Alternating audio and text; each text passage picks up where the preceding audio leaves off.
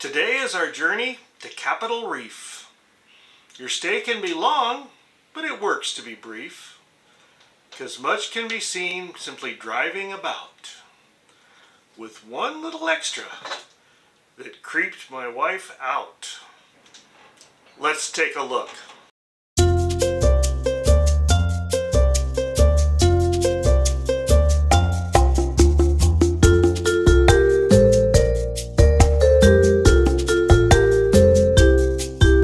Welcome back to my travel window, where an older couple share our adventures and help you see the world while there's still time left on your biological travel clock. Today is day 3 of our 7 parks in 7 days. On day 1, we traveled through Zion National Park, the second most visited national park in the United States. On day 2, we went up the road to Bryce Canyon. As a bonus, we also made brief stops in Cedar Breaks National Monument and Kodachrome Basin State Park, 2 added adventures. Today, we continue on our route across Utah. Somewhere near the center of the state, we'll come to Capitol Reef National Park. The name comes from rock formations that many people think look like the U.S. Capitol, and from the sheer vertical cliffs that formed a barrier or reef to pioneers attempting passage west. But I kind of like the original name for the area. It's located in Wayne County in Utah. In the 1920s, local business people wanted to encourage tourism to the area, and they named it Wayne's Wonderland. I think it fits. I won't attempt to explain the geology because I don't understand it, but from what I've read, it is a water pocket fold, a large warp in the Earth's crust, and the largest exposed monocline in North America.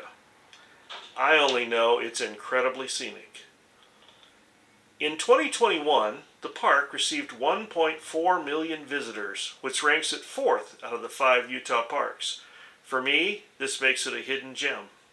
In geography, the park is long and skinny, about 60 miles from north to south, and averaging about 6 miles wide. But as you can see, the very northern part is what's most often visited. From a vehicle, the primary ways to see the park are along Highway 24, which follows the river gorge east and west across the northern section of the park,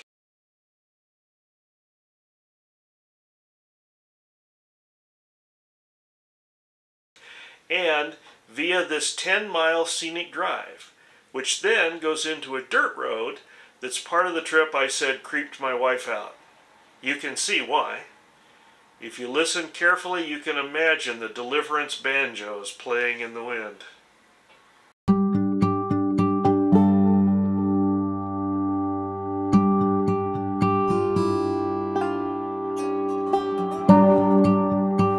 Speaking of that, this would be a good time to remind you to please like our videos and subscribe to the channel if you haven't already. Thanks. We came into the park on Route 24, followed the scenic route, went up the Box Canyon, then retraced our steps and continued through the park on Route 24. All the pictures shown so far are from that route. There are photographic vistas everywhere.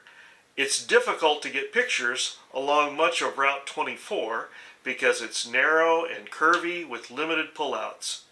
But you will not regret the trip. It is absolutely breathtaking in places. Every Utah park has good hikes, and Capitol Reef reportedly has some of the best. I have 2 stock pictures that illustrate, although I will say that I have not been to either of these places.